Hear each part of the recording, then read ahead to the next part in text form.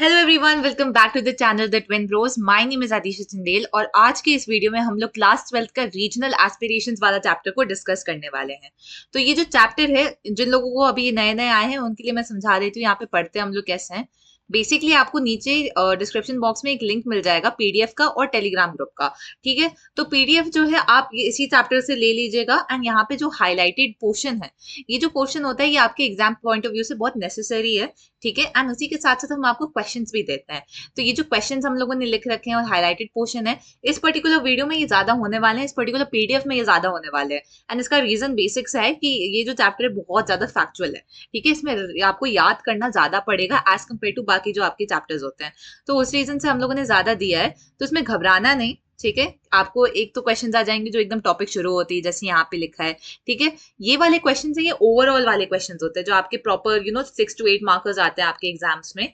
तो वो जो प्रॉपर क्वेश्चंस होते हैं वो यहाँ पे आ जाएंगे। इसी के साथ साथ बीच बीच में भी यहाँ पे ऐसे क्वेश्चंस दिए गए होंगे आपको। तो वो बीच बीच वाले क्वेश्चंस जो हैं वो मतलब थोड़े शॉर्टर फॉर्म्स ऑफ आंसर्स हो जाते हैं। ठीक है, जो थोड़े 3 मार्क के क्वेश्चन होते हैं आपके, तो वो उस पॉइंट ऑफ व्यू से लिखा गया है। तो अगर आप ये मेजर वाले क्वेश्चन भी कर लोगे, आप उसके हर पॉइंट को याद कर लोगे, then that is also enough. But I would highly recommend कि आप हर क्वेश्चन को एक बार जरूर एक बार मतलब लिख के ट्राई करना। ठीक है, एक बार हम लोग यहाँ पे चैप्टर डिस्कस कर लेंगे, वीडियो खत्म होती है, पीडीएफ खोलिए। पीडीएफ खोलते ही आपको ये क्वेश्चंस दिखेंगे, क्वेश्चंस का आंसर लिखो साइड में। ऑब्वियसली 100% सही नहीं आएगा अगर पहली बार पढ़ रहे हो, बट जितना भी आप कर पा रहे हो देन आप मतलब आप एक समझ सकते हो कि आपको समझा कितना है ना। एंड देन उसके बाद you can go ahead with it. इसके अलावा जो आपको टेलीग्राम ग्रुप मिल जाएगा, उसमें बाकी जो चैप्टर्स हैं, पॉलिटिकल साइंस नहीं, बाकी ह्यूमैनिटीज में जो सब्जेक्ट्स होते हैं, उन सब के आपको नोट्स मिल जाएंगे। तो प्लीज उसको भी देख लीजिएगा एक बार, आपको बहुत ज्यादा जेन्युइनली आपको बहुत हेल्प मिलेगा। ठीक है, so let us get started off with this chapter, regional aspirations. अब रीजनल एस्पिरेशंस क्या होता है, एक बार नाम समझने की कोशिश करते हैं। तो रीजनल मतलब कि एक पर्टिकुलर जगह के सीमित, है ना, मतलब एक पर्टिकुलर जगह के रिगार्डिंग हम लोग बात कर रहे हैं और वहां की एस्पिरेशंस के रिगार्डिंग हम लोग बात कर रहे हैं। तो कभी कभी क्या होता है, एक कंट्री के within and specially like a country like India, ठीक है, यहाँ पे इतनी ज्यादा डाइवर्सिटी है कि इतने डिफरेंट डिफरेंट टाइप के लोग हैं। ठीक है, तो इतना डिफरेंट डिफरेंट टाइप के लोगों से क्या होता है ना, कभी कभी थोड़े लोग होते हैं जो अपने में ही रहना पसंद करते हैं, या फिर कोई रीजंस होते हैं जैसे इकोनॉमिकल रीजंस, कोई सोशल एक्सप्लॉयटेशन वो सफर कर रहे होते हैं, तो उनको लगता है कि हम अपना एक नया सा कंट्री बन जाते हैं, हम अलग हो जाते हैं इस कंट्री से। वी मतलब उनको रिकॉग्नाइज नहीं कर पाते वो अपने आप को एज इंडियन सिटीजन्स। ठीक है, for whatever reason they have, और हम लोग उसको अभी आगे पढ़ेंगे। तो उस चीज को हम लोग कहते हैं रीजनल एस्पिरेशंस। क्या रीजनल एस्पिरेशंस एक थ्रेट है डेमोक्रेसी के लिए? क्या रीजनल एस्पिरेशंस इनफैक्ट बेटर है डेमोक्रेसी के लिए? तो वो सारी चीजों को यहाँ पे हम लोग ध्यान देने वाले हैं। तो 1980s में बेसिकली ये आपका टाइम पीरियड यहाँ से शुरू होता है। 1980s में इंडिया में रीजनल एस्पिरेशंस जो था वो बहुत सारे रीजन में शुरू हो गया था कि हमको इंडिया से थोड़ा हटके we identify as other people, हम इंडिया से नहीं हो पा रहे because of whatever reason that they had.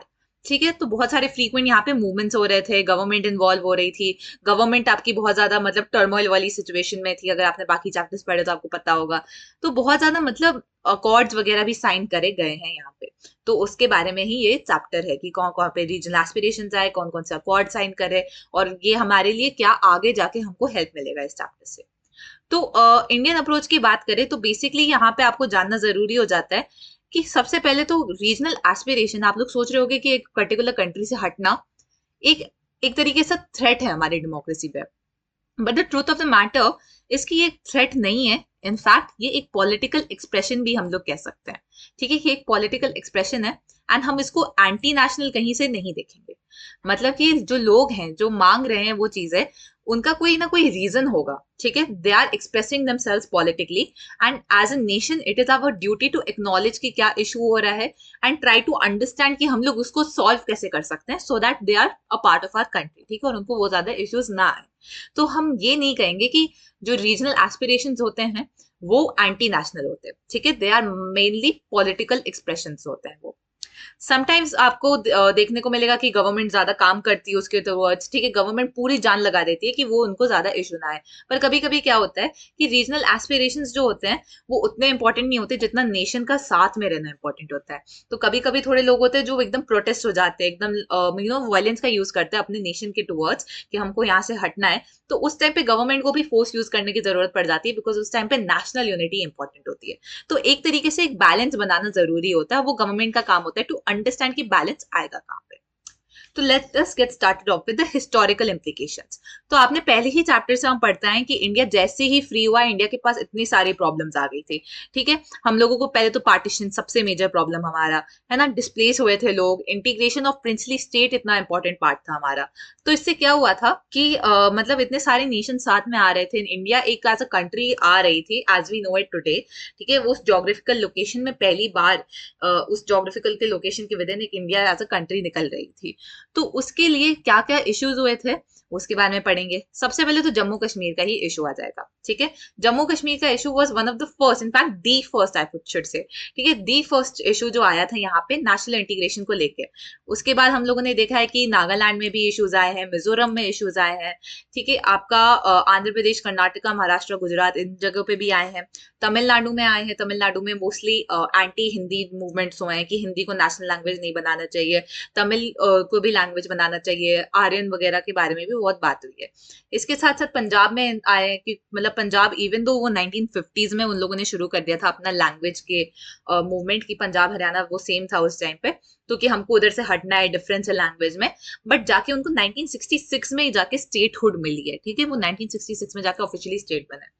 उसके बाद छत्तीसगढ़, उत्तराखंड और झारखंड 2000 में आके आपकी ये डिवाइड हो गए थे on the basis of administrative, ये लैंग्वेज के बेसिस में नहीं हुए थे, एडमिनिस्ट्रेटिव ईज के वजह से इनको डिवाइड कर दिया था कि ज्यादा उनको इशू ना आए। और अभी भी बहुत सारी जगह जैसे कश्मीर और नागालैंड जो आज के डेट में भी इनके इश्यूज अभी तक रिजॉल्व नहीं हो पाए हैं। So let's get started off with Jammu and Kashmir, जो सबसे पहला इशू है हमारा। तो अभी तक आपको पता होगा 2019 तक जम्मू एंड कश्मीर का जो रीजन है उसको आर्टिकल 370 के अंडर एक स्पेशल स्टेटस प्रोवाइड किया गया था। ठीक है, स्पेशल स्टेटस मतलब कि इंडिया के रूल्स जो है वो उस पर लागू होंगे थोड़े बहुत। ठीक है, वरना उनका खुद का कॉन्स्टिट्यूशन, उनका खुद का फ्लैग, उनका खुद का प्राइम मिनिस्टर, जैसे बाकी स्टेट्स होते हैं वहां पे चीफ मिनिस्टर्स होते हैं, उनके स्टेट में वहां पे वो प्राइम मिनिस्टर बुलाते थे उनको। तो ऐसी सारी चीज है। बट इन सब के बावजूद भी जम्मू कश्मीर के रीजन में बहुत ज्यादा टेररिज्म देखने को मिला है, बहुत ज्यादा पॉलिटिकल इंस्टेबिलिटी देखने को मिला है with internal and external ramifications. मतलब इंटरनली भी बहुत ज्यादा लोगों ने क्योस क्रिएट किया है, एंड एक्सटर्नली भी। एक्सटर्नली से आप समझ सकते हैं कौन सी कंट्री की बात होती है यहाँ पे। इसके साथ साथ हमको यहाँ पे देखने को मिला है कि बहुत सारे लोगों की डेथ हो चुकी है, बहुत मैसिव स्केल में। कश्मीरी पंडित्स का हम लोगों को पता होगा कि डिस्प्लेस हुए थे। ठीक है, उनको वहां से हटा दिया गया था अपने घरों से, एंड बहुत ज्यादा मैसिव स्केल पे उनका मतलब मर्डर वगैरह एंड रेप भी हुआ था, विच वॉज वेरी अनफॉर्चुनेट। तो यहाँ पे जम्मू कश्मीर की बात करें तो यहाँ पे 3 सोशल एंड पॉलिटिकल रीजन है जम्मू कश्मीर के विद इन। एक आपका जम्मू, एक आपका कश्मीर और एक आपका लद्दाख। ठीक है, तो ये जो पूरा रीजन है तो हम कह सकते हैं प्लूरल रीजन है। ठीक है, जम्मू कश्मीर एक रीजन नहीं है, 3 सोशल एंड पॉलिटिकल रीजन है, मतलब 3 डिफरेंट टाइप के लोग भी हैं। ठीक है, वेरी सिमिलर बट थोड़ा डिफरेंस आ जाता है। और इसमें मेजर जो आपका मतलब कंप्राइज जहाँ पे होते हैं वो है आपकी कश्मीर वैली में। ठीक है, यहाँ पे आपके मुस्लिम्स सबसे ज्यादा आपको मुस्लिम्स पाए जाएंगे, उसके अलावा हिंदू, सिख, बुद्धिस्ट एंड मतलब अदर रिलीजन्स भी यहाँ पे पाए जा सकते हैं। अब यहाँ पे एक काम करते, कहानी की तरह इसको समझेंगे, बिकॉज कहानी की तरह समझने में ये चैप्टर थोड़ा आपको आसान पड़ेगा। सो बेसिक कहानी शुरू होती है हमारी 1947 से। ठीक है, 1947 इंडिया को इंडिपेंडेंस मिल जाता है। जम्मू कश्मीर उस टाइम पे प्रिंसली स्टेट था। ठीक है, और उसको रूल कौन कर रहा था? महाराजा हरि सिंह। ठीक है, महाराजा हरि सिंह यहाँ पे रूल कर रहे थे, और उनको था कि हमें ना ही इंडिया के पास जाना है, हमें ना ही पाकिस्तान के पास जाना है, हमें एक इंडिपेंडेंट स्टेट बन के रहना है। बट पाकिस्तान को क्या था? पाकिस्तान कह रहा था कि ये हमारे इतने पास है और यहाँ पे मुस्लिम पॉपुलेशन बहुत ज्यादा है, तो हमको तो चाहिए कश्मीर। ठीक है, पाकिस्तान शुरू हो गया कि हमें कश्मीर ही चाहिए। बट कश्मीर के लोगों को नहीं चाहिए था पाकिस्तान में आना, because they recognise themselves as Kashmiris above all. उन्होंने कहा हम मतलब कश्मीरी हैं, हमारी आइडेंटिटी ही डिफरेंट है, हम पाकिस्तान के साथ नहीं जाएंगे। तो इस आइडेंटिटी को वो कश्मीरियत कहते हैं। ठीक है, उसके साथ एक पॉपुलर मतलब मूवमेंट शुरू हुआ था स्टेट में, शेख अब्दुल्ला ने, जो जवाहरलाल नेहरू जी के पर्सनल फ्रेंड थे। ठीक है, शेख अब्दुल्ला जो थे उन्होंने शुरू किया यहाँ पे नेशनल कॉन्फ्रेंस। नेशनल कॉन्फ्रेंस क्या था? नेशनल कॉन्फ्रेंस महाराजा को हटाना चाह रहा था, बट वो ना ही पाकिस्तान का पार्ट होना चाह रहा था। तो उसको था कि महाराजा हट जाए पर हम पाकिस्तान को ज्वाइन नहीं करेंगे। वो पाकिस्तान के अगेंस्ट ही था उस टाइम पे भी। ड्रविडियन आगे हम लोग करेंगे। इसके बाद इन अक्टूबर 1947 क्या होता है, पाकिस्तान क्या करता है, अपने ट्राइबल इन्फिल्ट्रेटर्स भेज देता है, मतलब कि कश्मीर को कैप्चर करने के लिए अपने लोगों को वहां से भेज देता है। और इसके बाद महाराजा क्या करते हैं, उनको रहता है कि अभी हमको तो हेल्प लेनी पड़ेगी इंडिया की। तो इंडिया कहता है कि हम आपकी मदद जरूर कर देंगे, बट आपको इंस्ट्रूमेंट ऑफ एक्सेशन साइन करना पड़ेगा गवर्नमेंट ऑफ इंडिया के साथ, मतलब कि आपको हमारा पार्ट बनना पड़ेगा। तो उस टाइम पे क्या था, मतलब इशू इतना ज्यादा हो रहा था कि ही हैड टू कंप्लाई। ठीक है, तो पाकिस्तान वगैरह के साथ कंटिन्यू हुआ, बट उसके बाद फाइनली यूनाइटेड नेशंस में जाके ये चीज को रिजॉल्व कर दिया गया ऑन दिस पर्टिकुलर डेट, 21 अप्रैल 1948। ठीक है, याद कर लीजिएगा, इंपॉर्टेंट डेट है, 21 अप्रैल 1948 में ये हो जाता है। अब यहाँ पे 3 स्टेप्स हम लोगों ने दिए थे, यूएनओ ने इस इशू को पूरा रिजॉल्व करने के लिए। सबसे पहले कहा कि पाकिस्तान को पहले तो had to withdraw its entire nationalities who entered into Kashmir, पहले कि जितने जितने लोगों को भेजा आपने उधर, उधर से सबको विड्रॉ करा दो। ठीक है, सेकेंडली इंडिया को अपने फोर्सेस को रिड्यूस करने का था। और थर्डली उन्होंने कहा प्लेबिसाइड मतलब कंसिडर करो, प्लेबिसाइड मतलब एक वोट सिस्टम। ठीक है, कि आपको कहाँ का पार्ट होना है, कि आपको करना क्या है, तो उसके लिए एक वोट सिस्टम कंडक्ट करना चाहिए कश्मीर में। But none of these could happen. ठीक है, इनमें से किसी भी रेजोल्यूशन को उन लोगों ने ध्यान से मतलब एग्जीक्यूट नहीं कर पाए थे। और इसके साथ क्या हुआ था, इसी टाइम पे शेख अब्दुल्ला जो थे उनको प्राइम मिनिस्टर बना दिया था जम्मू एंड कश्मीर का। अगेन वहां पे चीफ मिनिस्टर नहीं कहते थे उस टाइम पे, प्राइम मिनिस्टर कहते थे। तो प्राइम मिनिस्टर बना दिया गया मार्च 1948 में। ठीक है, एंड आर्टिकल 370 को लागू यहाँ पे कर दिया गया था। अब हम शुरू करते हैं एक्सटर्नल एंड इंटरनल डिस्प्यूट से। सबसे पहले तो पाकिस्तान ने, आपको पता है, ये 1947 में उसने करना शुरू कर दिया था, एंड उसने उस टाइम पे थोड़ा सा रीजन कैप्चर भी कर लिया था। तो उस रीजन को इंडिया कहता है पाकिस्तान ऑक्यूपाइड कश्मीर। ठीक है, और कहता है कि ये एक इलीगल ऑक्यूपेशन है, पर पाकिस्तान उस रीजन को कहता है आजाद कश्मीर। ठीक है, और यहाँ पे मतलब जो आर्टिकल 370 है, इसके खिलाफ भी बहुत लोगों ने बोला है और इसके साथ में भी बहुत लोगों ने बोला है। तो जो लोग इसके खिलाफ है वो कहते हैं कि जो आर्टिकल 370 है, ये कश्मीर को कभी मतलब एक पूरा स्टेट नहीं बना पाता इंडिया के अंदर। ठीक है, मतलब आप सोचो, एक हमारा पूरा डिफरेंट सिस्टम चल रहा है एंड एक स्पेशल स्टेट है हमारे पास, तो कभी फुल्ली इंडिया में इंटीग्रेट नहीं कर पाता। तो ये लोग हमेशा इसके खिलाफ थे, जो आर्टिकल 370 के ये वाला आर्ग्यूमेंट रखते थे। दूसरे लोग थे, उनका आर्ग्यूमेंट था कि जो आर्टिकल 370 है, दिस इज नॉट इनफ, मतलब कि ये दे दिया है ठीक है, बट इससे ज्यादा आपको काम करना है। ठीक है, तो उनके 3 मेजर ग्रीवेंसेस थे, 3 मेजर चीजें थी जिनको उन पे फोकस चाहिए था। सबसे पहले तो उन्होंने कहा कि एक्सेशन हो गया, आपने प्लेबिसाइड नहीं कंसिडर करा। ठीक है, कि प्लेबिसाइड जो बोला गया था आपने वो किया नहीं है। सेकेंड चीज जो थी उनका वो था कि ये जो फेडरल स्टेटस उनको ग्रांट किया गया है, it has been eroded in practice. मतलब कि आपने पेपर पे तो बोल दिया कि आपको एक फेडरल स्टेटस, अलग सा स्पेशल स्टेटस प्रोवाइड किया गया है, बट इन प्रैक्टिस ये इरोड हो चुका है। प्रैक्टिस में हमको ये देखने को मिलता नहीं है। So they wanted a greater state autonomy. ठीक है, कि हमारे को हमारे मतलब सर्टेन रूल्स भी होने चाहिए, हमको स्पेशल स्टेटस नहीं मिल पा रहा है उतना। एंड थर्डली इट फेल्ट कि डेमोक्रेसी जो है, it is practice in the rest of the India, was not practised in Jammu and Kashmir. मतलब कि डेमोक्रेसी एज इंडिया जो पूरे कंट्री में चल रही थी, वो जम्मू कश्मीर की डेमोक्रेसी से बहुत अलग थी। ठीक है, जम्मू कश्मीर इंटीग्रेट नहीं हो पा रहा था इंडिया के डेमोक्रेटिक स्ट्रक्चर के विद। अब यहाँ पे पॉलिटिक्स में क्या हुआ, शेख अब्दुल्ला ने कौन कौन से मतलब रेजोल्यूशन लाए उसकी बात करते हैं। शेख अब्दुल्ला जब आया था तो उसने लैंड रिफॉर्म्स बहुत सारे लाए थे। ठीक है, जिससे ऑर्डिनरी सिटीजन थे उनको बहुत बेनिफिट हुआ। बट हुआ क्या, उस टाइम पे शेख अब्दुल्ला और सेंटर के बीच में डिस्टेंस बढ़ता रहा। ठीक है, एक तरह का डिस्टेंस आ गया था और उनको डिसमिस कर दिया गया अपनी पोजीशन से 1953 में जाके। ओके, एंड उनको डिटेंशन में रखा गया for a lot of time, detention ऐसा अलग से उनको रखा गया। लीडरशिप जो था यहाँ पे, उसके बाद जो आया शेख अब्दुल्ला के बाद, उसको पॉपुलर सपोर्ट नहीं मिला। ठीक है, मतलब कि लोग ज्यादा खुश नहीं थे उस लीडरशिप के वजह से। अब 1953 से 1974 के बीच में कांग्रेस पार्टी जो थी वो इन्फ्लुएंस कर रही थी यहाँ पे स्टेट में। ठीक है, मतलब कांग्रेस पार्टी का कोई ना कोई स्टेक था जम्मू कश्मीर के विद। एक ट्रंकेटेड नेशनल कॉन्फ्रेंस, ट्रंकेटेड मतलब ऐसे बनाई हुई नेशनल कॉन्फ्रेंस, ठीक है, जहाँ पे शेख अब्दुल्ला नहीं था, वो पावर में रहती थी और कांग्रेस उसका सपोर्ट करती थी। ठीक है, उसको डायरेक्ट कांग्रेस का सपोर्ट मिल रहा था, तो कांग्रेस जो थी उसका इन्फ्लुएंस था जम्मू कश्मीर में, उसने बना के रखा था अपना इन्फ्लुएंस। और उसके साथ साथ कांग्रेस ये भी ट्राई कर रही थी, गवर्नमेंट ऑफ इंडिया ट्राई कर रही थी कि शेख अब्दुल्ला के साथ थोड़ा अग्रीमेंट बन सके, जिससे शेख अब्दुल्ला आ सके एज अ प्राइम मिनिस्टर। उसी टाइम पे 1965 में एक चेंज आया था। ठीक है, जहां पे जो प्राइम मिनिस्टर जिनको कहते थे was made in 1965, by which the prime minister of the state was designated as the chief minister of the state. मतलब कि 1965 से उन्होंने कहा कि प्राइम मिनिस्टर नाम मत दो, चीफ मिनिस्टर कह दो जो आपकी स्टेट में है। ठीक है, उसी की तरह हम कह सकते हैं कि जो first chief minister of the state है जम्मू कश्मीर के, वो है गुलाम मोहम्मद सादिक। कंफ्यूज तो ना, फर्स्ट प्राइम मिनिस्टर जो है जम्मू कश्मीर के आपके ये शेख अब्दुल्ला हो गए, एंड फर्स्ट चीफ मिनिस्टर आया है क्वेश्चन में तो गुलाम मोहम्मद सादिक। ठीक है, बिकॉज बुक में ही आपके यहाँ पे लिख दिया है उन्होंने। फिर 1974 में जाके इंदिरा गांधी एंड शेख अब्दुल्ला ने एक अग्रीमेंट लाया, एंड देन उसके बाद Sheikh Abdullah became the chief minister of the state.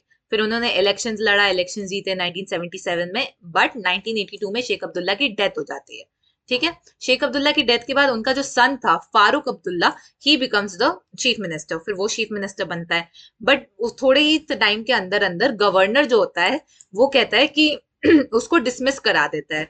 तो बेसिकली क्या होता है कि गवर्नर के पास पावर होती है टू डिसमिस आपका जो चीफ मिनिस्टर है। अगर गवर्नर जो है वो कहता है कि नहीं, ये चीफ मिनिस्टर से काम नहीं हो पा रहा है, उसके पास थोड़ा सपोर्ट होता है, तो आपका जो मतलब चीफ मिनिस्टर है उसको हटा सकता है गवर्नर पावर से। ठीक है, तो यही होता है। एंड यहाँ से बहुत ज्यादा मतलब एक कह सकते हैं, मतलब जो कश्मीर के लोग थे वो दुखी हो जाते हैं इससे। ठीक है, एक रिजेंटमेंट क्रिएट हो जाती है लोगों के अंदर। ठीक है, फीलिंग ऑफ रिजेंटमेंट क्रिएट हो जाती है कि ये जो गवर्नमेंट ऑफ इंडिया है, ये कश्मीर के जो पॉलिटिक्स में बहुत ज्यादा दखल अंदाजी कर रही है, इंटरवीन करती जा रही है, और वो स्मूथली काम नहीं कर पा रहा है। ठीक है, और ये जो ये फीलिंग ऑफ रिजेंटमेंट है, इसको और स्ट्रेंथन हो गया था जब नेशनल कांग्रेस जो आई थी, आपकी नेशनल कॉन्फ्रेंस जो आई थी 1986 में, वो एक इलेक्टोरल अलायंस में आई थी। ठीक है, मतलब कि कांग्रेस के साथ वो आई थी। अब हम बात करते हैं इंसर्जेंसी एंड आफ्टर।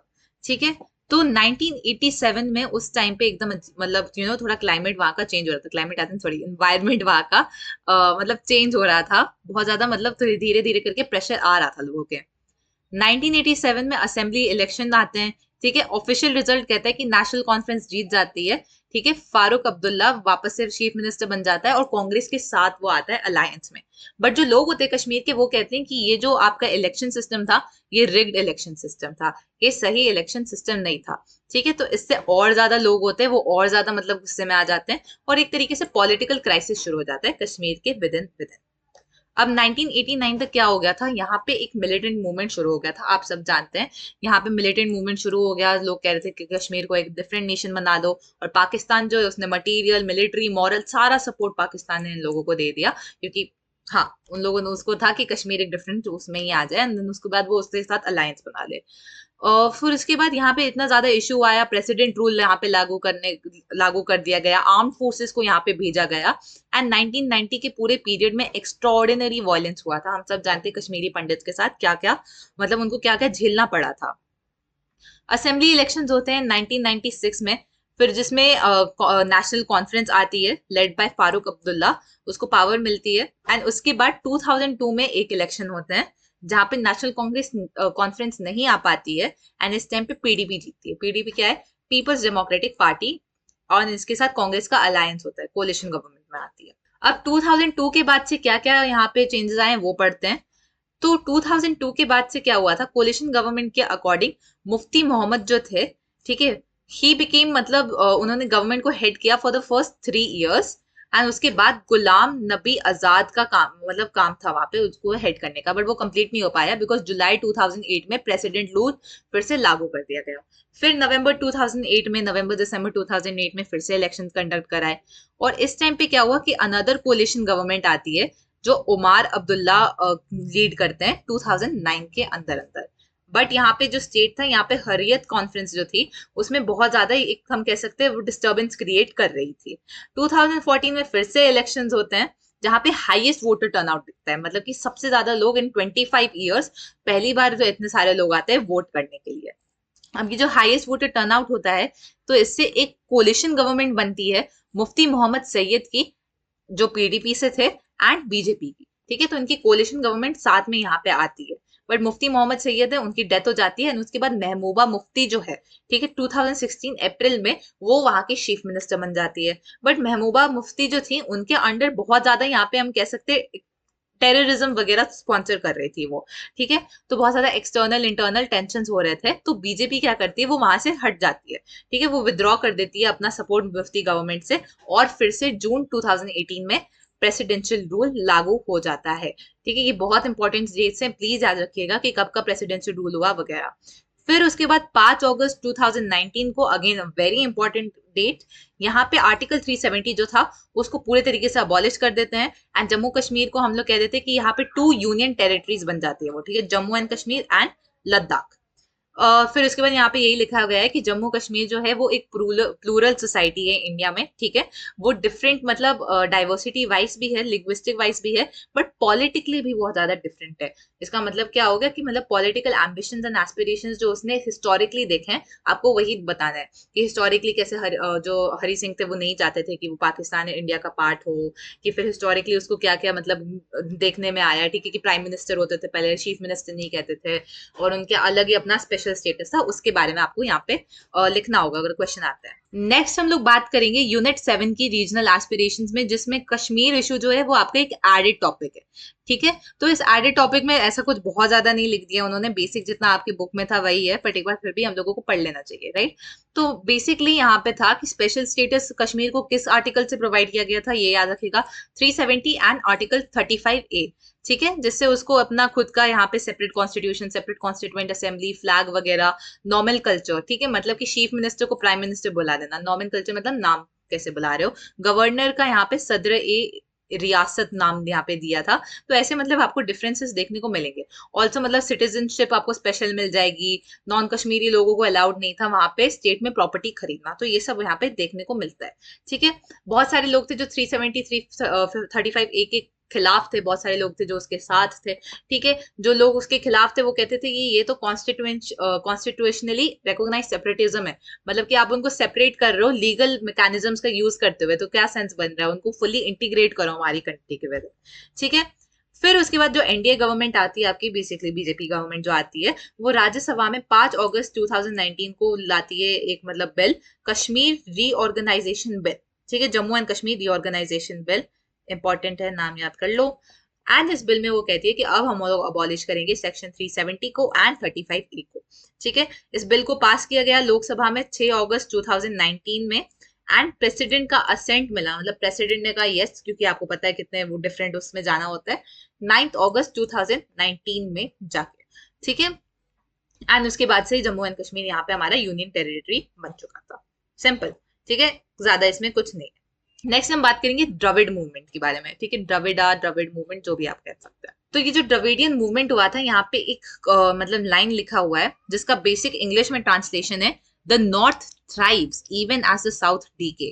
तो इसका बेसिक यहाँ पे एक मतलब है कि जो नॉर्थ इंडिया है, तो साउथ इंडियन लोगों को उस टाइम पे लग रहा था कि जो नॉर्थ इंडियन लोग हैं उनको ज्यादा रिसोर्सेज मिल रहे हैं, उनको ज्यादा बेनिफिट मिल रहा है as compare to the south Indian people, ठीक है। तो वहां से आपका द्रविड़ मूवमेंट यहाँ पे शुरू होता है। तो यहाँ पे पेरियार जी हैं, ईवी रामास्वामी नायकर जी, ठीक है, जिनको पेरियार बुलाते हैं। पेरियार का मतलब क्या होता है, द रिस्पेक्टेड मतलब वन, ठीक है, द रिस्पेक्टेड वन।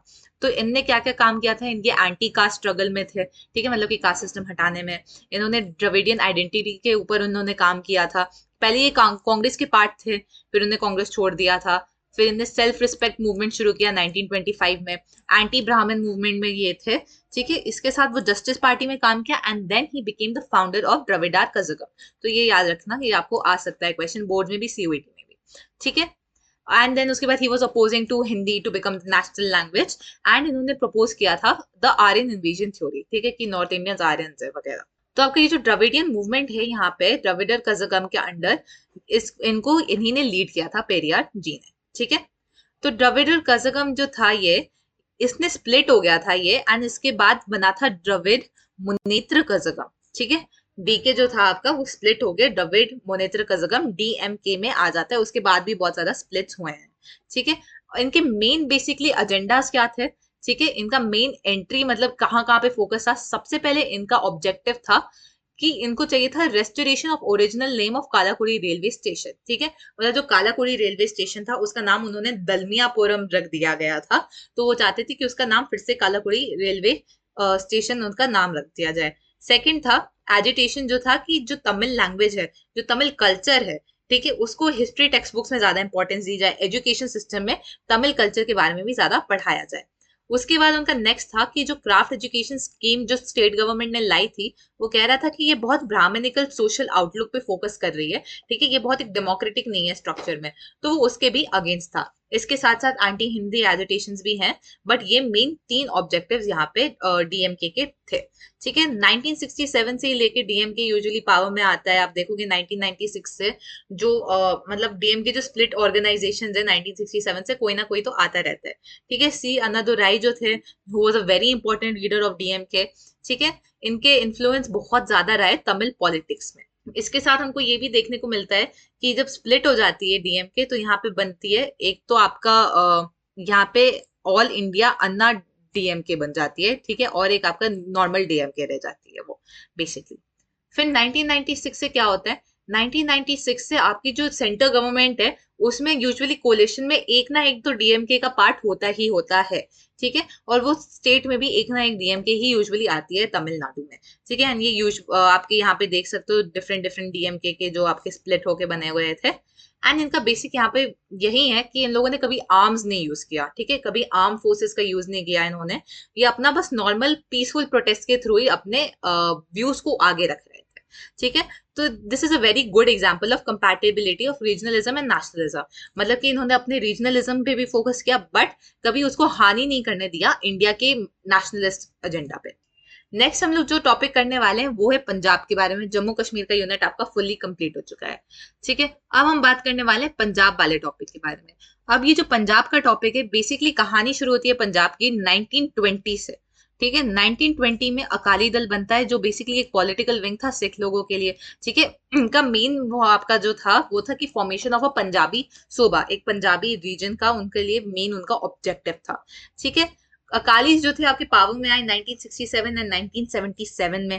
ठीक है, बोथ ओकेजन्स पे ये एक कोलिशन गवर्नमेंट के साथ ही आए थे, ये अकेले नहीं आए थे, कोलिशन गवर्नमेंट के साथ आए थे। बट इनको पॉलिटिकली एक्टिव रहने में बहुत सारे चैलेंजेस फेस करने पड़े थे। सबसे पहले तो सेंटर ने इनको मिडवे डिसमिस कर दिया था। सेकेंडली, इनको पॉपुलर सपोर्ट जो मिल रहा था वो हिंदूज के टुवर्ड से नहीं मिल रहा था। मतलब जो बहुत सारे हिंदू लोग थे पंजाबी रीजन में वो उनको वोट नहीं कर रहे थे। इसके साथ साथ जो सिख कम्युनिटी है वो भी बहुत ज्यादा डिवाइडेड थी इन टर्म्स ऑफ कास्ट वगैरह एंड क्लास लाइंस, तो उनका भी वोट नहीं मिल रहा था। फॉर एग्जाम्पल दलित्स की अगर बात करें तो Dalits were more incline to vote for Congress as compare to voting for the Akali Dal. तो एक तरीके से इनको ज्यादा मतलब सपोर्ट नहीं मिल पा रहा था लोगों से, तो वो परफॉर्म नहीं कर पा रहे थे बहुत अच्छे से। फिर 1970s में जाके अकाली दल जो है वो पॉलिटिकल ऑटोनॉमी को डिमांड करना शुरू किया फॉर द पर्टिकुलर रीजन। ठीक है, सबसे पहला ये रेजोल्यूशन हम देखेंगे जो पास हुआ था वो था आनंदपुर साहिब रेजोल्यूशन 1973। बहुत इंपॉर्टेंट है। ठीक है, आनंदपुर साहिब रेजोल्यूशन का मतलब क्या था, ऑब्जेक्टिव क्या था वो पढ़ते हैं। बेसिकली ये चाहते थे कि सेंटर स्टेट रिलेशनशिप जो होती है उसको रीडिफाइन करना चाहते थे, और ये चाहते थे एक सिख कौम, ठीक है, मतलब एक कम्युनिटी या region for the Sikh people and बोलबाला ऑफ द सिख पीपल। बोलबाला मतलब हेजेमनी। ठीक है, जैसे यूएस हेजेमनी पढ़ा है तो यहाँ पे हेजेमनी उन लोगों का। ठीक है, तो ये रेजोल्यूशन बेसिकली वो तो चाहते थे कि फेडरलिज्म स्ट्रेंथन हो जाए, but there is another way of looking at it. थोड़े लोग कहते हैं कि नहीं, ये एक सेपरेट सिख नेशन ही डिमांड कर रहे थे उस मोमेंट ऑनवर्ड से। ठीक है, फ्यू इयर्स लेटर मतलब बहुत सारे लोग यहाँ पे थोड़े लोग इसका सपोर्ट कर रहे थे, थोड़े लोग नहीं सपोर्ट करते हैं इस पर्टिकुलर रेजोल्यूशन का। एंड जो बहुत ज्यादा एक्सट्रीम लोग रहते हैं वो मतलब एकदम मतलब खालिस्तान वगैरह बनाने का इसमें उन लोगों को रहता है। अब हम शुरू करते हैं प्रॉब्लम्स आई कहाँ से। ठीक है, आपको 1984 में जो मतलब एंटी सिख मूवमेंट्स हो रहे थे वो क्या हुआ, क्यों हुआ, उसके बारे में पढ़ेंगे। सो बेसिकली क्या होता है, यहाँ पे जो मिलिटेंट्स रहते हैं वो गोल्डन टेम्पल के अंदर अपना एक आर्म्ड फोर्ट्रेस बना देते हैं। मतलब गोल्डन टेम्पल के अंदर अपने थोड़े थोड़े वेपन्स रख देते हैं एंड गवर्नमेंट ऑफ इंडिया को पता लगता है कि यहाँ पे वेपन्स रखे गए हैं। तो जून 1984 में एक ऑपरेशन कंडक्ट किया जाता है जिसका नाम है ऑपरेशन ब्लू स्टार। ठीक है, ऑपरेशन ब्लू स्टार के अंदर वो गोल्डन टेम्पल में जाते हैं एंड देन उसके बाद वो वहां से लोगों को हटाने की मतलब वहां से वेपन्स हटाने की कोशिश करते हैं। बट उस मतलब अटेम्प्ट में टू रिमूव द वेपन्स जो आपका गोल्डन टेम्पल है वो डिस्ट्रॉय हो जाता है, बहुत मतलब हद तक डैमेज हो जाता है हम कह सकते हैं। ठीक है, और उनके सेंटिमेंट्स हर्ट हो जाते हैं। ठीक है, जो सिख लोग हैं कि हम आप हमारे टेम्पल में आके ऐसे कैसे कर सकते हो। तो बेसिकली यहाँ से एक हम कह सकते हैं सिख लोगों की और जो आपके गवर्नमेंट है उसके बीच में एक गैप आने लग गया था और लोग ज्यादा डिफरेंस मतलब क्रिएट होने लग गया था। एंड देन फाइनली 31 अक्टूबर 1984 में जो हमारी उस टाइम पे प्राइम मिनिस्टर थी इंदिरा गांधी जी, उनको असैसिनेट किया जाता है बाय हर ओन बॉडीगार्ड्स इन हर ओन रेसिडेंस। ठीक है, सारी कंट्री शॉक थी, बट उसी के टाइम पे वॉयलेंस भी स्टार्ट हो गया। जैसे ही पता लगा कि इसके पीछे वो एक सिख एजेंडा है, वॉयलेंस यहाँ पे शुरू हो जाता है एंड एंटी सिख मूवमेंट शुरू हो जाते हैं। बहुत सारे सिख अनफॉर्चुनेटली उनकी डेथ हो जाती है, बहुत सारे सिख लोग उनका डिस्प्लेस करना पड़ता है, बहुत इमोशनल एंड फाइनेंशियल लॉस उनको सफर करना पड़ता है। बट जो सबसे इंपॉर्टेंट और जब से सबसे हर्ट किया उनको सबसे ज्यादा, कि गवर्नमेंट है, ठीक है, उन्होंने ज्यादा कुछ कोशिश नहीं की उस टाइम पे, ठीक है, मतलब ज्यादा उनको सपोर्ट मिल नहीं पाया था। एंड इनफैक्ट 20 साल जाके ऑफिशियली पहली बार अपोलोजाइज किया गया, जब प्राइम मिनिस्टर मनमोहन सिंह जो थे आपके 2005 में, उन्होंने बोला कि ये, उन्होंने कहा कि we express our regrets for the killing in the anti Sikh violence. So जो 20 साल जाके गवर्नमेंट से स्टेटमेंट आता है, तो that is definitely very sad. ठीक है, इसके साथ साथ यहाँ पे जगह दी गई है जहाँ पे सिख वायलेंस दिल्ली को छोड़ के जहाँ पे बहुत ज्यादा था, वो था कानपुर, बोकारो और चास। ठीक है, ये याद कर लेना, ये भी अगेन आ सकता है। इसके 1984 के बाद आपने पढ़ा 31 अक्टूबर 1984 में इंदिरा गांधी जी की डेथ हो जाती है, राइट। अब इंदिरा गांधी जी की डेथ होने के बाद उनका मतलब पावर में कौन आता है, राजीव गांधी जी, ठीक है, उनके जो सन रहते हैं। तो वो जब आते हैं पावर में, तो वो आते ही उन्होंने कहा कि now we will need to take this diplomatically. ठीक है, एक तरफ वो कर सकते थे कि मेरी मम्मी की डेथ हुई है, तुम लोगों के चक्कर में हुई है डेथ, ठीक है, तो he could have been even worse, है ना, वो मतलब ज्यादा आर्म फोर्सेस लगा सकते थे। But what he did essentially was, उन्होंने बैठ के बहुत डिप्लोमेटिकली हैंडल किया उस सिचुएशन को, और उनके मतलब बहुत जेन्युइनली बहुत अच्छी चीज की उन्होंने, कि वो एक अग्रीमेंट पे आने लग गए। ठीक है, जिसका नाम है राजीव गांधी लोंगोवाल अकॉर्ड, या फिर इसको हम कह सकते हैं पंजाब अकॉर्ड। ठीक है, तो इसके अंदर अंदर क्या क्या पार्ट था, सबसे पहले कि जो चंडीगढ़ था, सबसे पहले उन्होंने कहा कि इसको ट्रांसफर कर दो पंजाब में। ठीक है, इसके साथ साथ एक सेपरेट कमीशन बनाओ to resolve the border dispute जो चल रहे थे पंजाब हरियाणा के बीच में। एंड यहाँ पे रावी और ब्यास रिवर की वाटर शेयरिंग है जो पंजाब हरियाणा राजस्थान में होती है, उसके लिए भी एक प्रॉपर सेटअप होना चाहिए। ठीक है, इवन दो ये जो सारे मतलब उनके डिमांड्स थे वो फुलफिल नहीं हुए हैं, काफी हद तक हम कह सकते हैं सिचुएशन बेटर हो चुकी थी। ठीक है, बट यहाँ पे आपको देखने को मिलेगा सेंट्रल गवर्नमेंट ने इम्पोज किया था प्रेसिडेंट रूल उस टाइम पे पूरा। ठीक है, नॉर्मल इलेक्शन वगैरह जो सिस्टम था उसको सस्पेंड कर दिया था, मतलब नॉर्मल इलेक्शन नहीं हो रहे थे। एंड जब फाइनली इलेक्शन जाके हुए 1992 में, तब सिर्फ 24% of the population turn out to vote. 24%, सोच सकते हो, मतलब इवन जब इंडिया इंडिपेंडेंट हुआ था, न्यूली इंडिपेंडेंट हुआ था, उस टाइम पे भी इससे ज्यादा परसेंटेज ऑफ लोगों ने वोट करने आए थे। बट इसमें अनफॉर्चुनेटली सिर्फ 24% आए थे, and this was there form of protest. ठीक है, कि हम आपसे अग्री नहीं करते, आपके ये जो पूरे डिप्लोमेटिक स्ट्रक्चर जो आपने क्रिएट कर रखा है उससे अग्री नहीं कर रहे।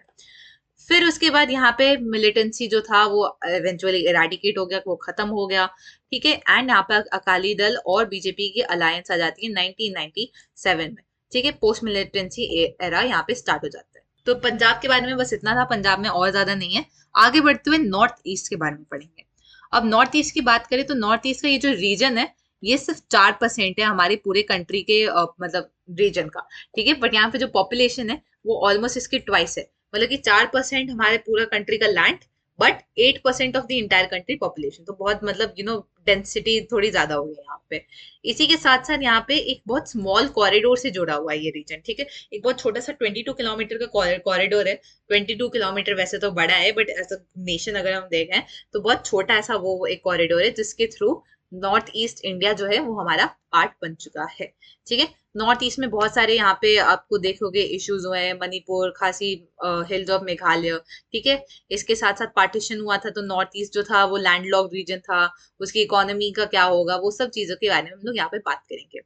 सबसे पहले हम लोग शुरू करते हैं डिमांड फॉर ऑटोनॉमी के बारे में।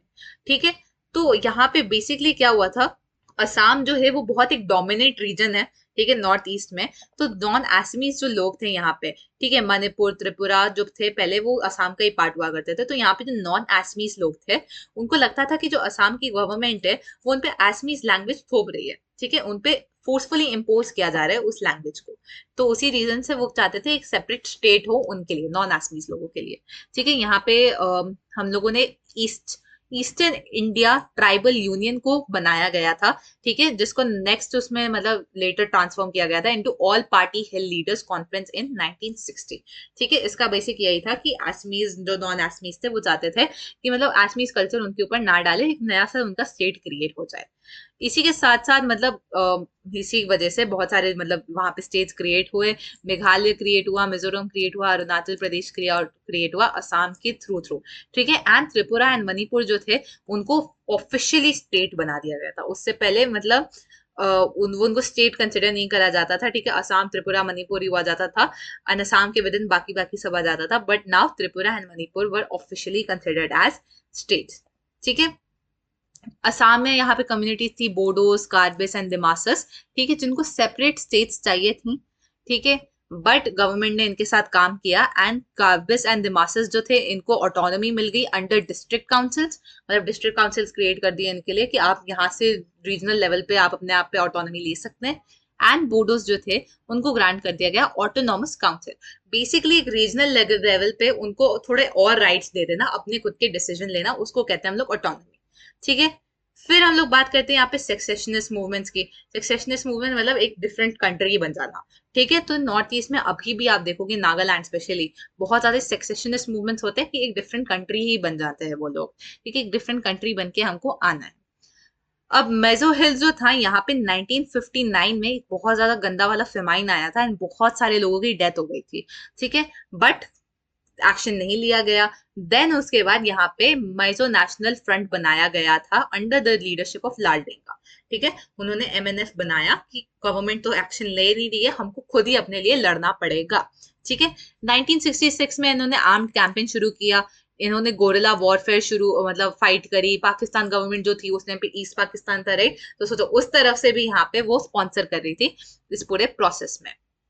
But then eventually even Lal Denga was like कि नहीं, इससे नहीं काम चलने वाला है, we need to handle this diplomatically. ठीक है, हमको डिप्लोमेटिकली इसको हैंडल करना पड़ेगा। फिर वो राजीव गांधी के पास आते हैं, नेगोशिएशन शुरू करते हैं एंड वो 1986 में जाके राजीव गांधी एंड लाल डेंगा अकॉर्ड को साइन करते हैं, जिसके अकॉर्डिंग मिजोरम को एक फुल फ्लेजेड स्टेटहुड प्रोवाइड कर दिया जाता है एंड उसके साथ लाल डेंगा को वहां का चीफ मिनिस्टर बना दिया जाता है। एंड आज की डेट में देखेंगे तो मिजोरम जो है one of the most peaceful places है इंडिया में। ठीक है, लिटरेसी वगैरह वहां पे अच्छा खासा है। इसी के साथ यहाँ पे नागालैंड भी है, मैंने आपको एग्जांपल दिया। सेक्सेशनिस्ट मूवमेंट वहां पे भी बहुत कॉमन है, बट उसको हैप्पी एंडिंग अभी तक मिली नहीं है। ठीक है, इनफैक्ट उसका अभी भी प्रोसेस चला जा रहा है। तो उस टाइम पे अंगामी जाफो फाइजो जो थे, ठीक है, उन्होंने कहा था कि हमको इंडिया से इंडिपेंडेंस चाहिए 1951 में।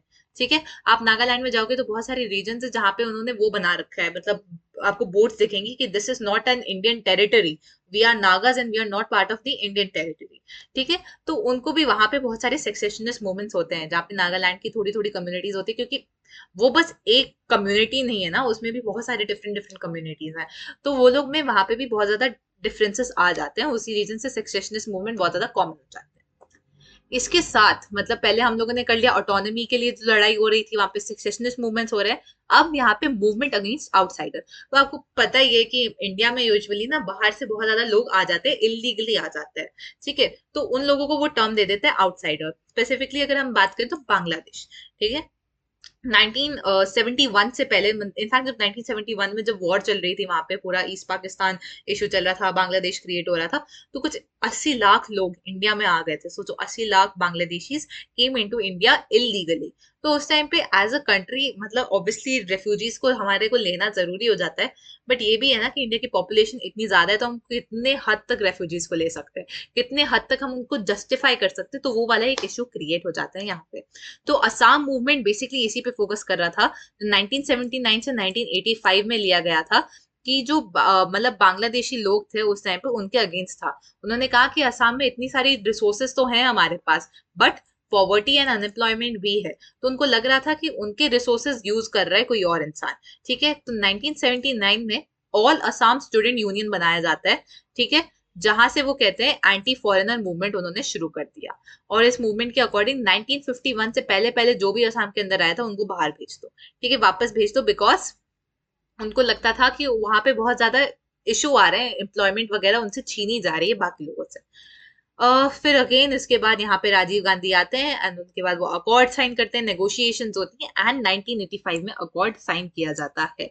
ठीक है, तो इसके अकॉर्डिंग बेसिकली जिन जिन लोगों ने बांग्लादेश वॉर के टाइम पे इंडिया में घुसे थे, ठीक है, इलीगली आए थे, उनको डिपोर्ट कर दिया जाता है। एंड उसके साथ आसू जो है, असोम गण संग्राम परिषद जो है, वो एक रीजनल पॉलिटिकल पार्टी बन जाती है जिसका नाम है असोम गण परिषद। ठीक है, वो साथ में आके असोम गण परिषद बन जाती है, जिनका एम है गोल्डन असम बनाने का।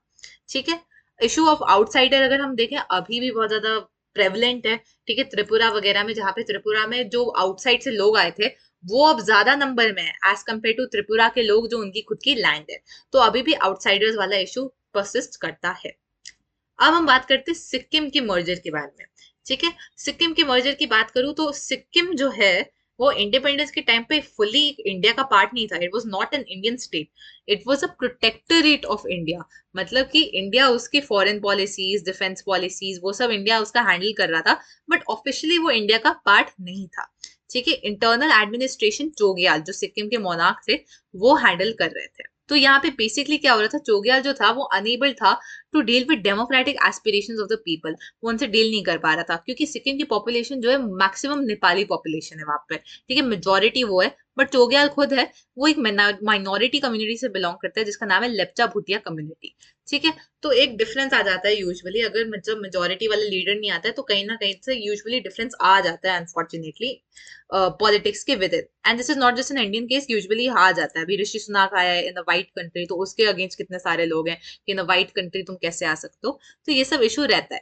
तो वहां पे एंटी चोग्याल मूवमेंट शुरू हुआ एंड इलेक्शंस वहां पे हेल्ड करे गए।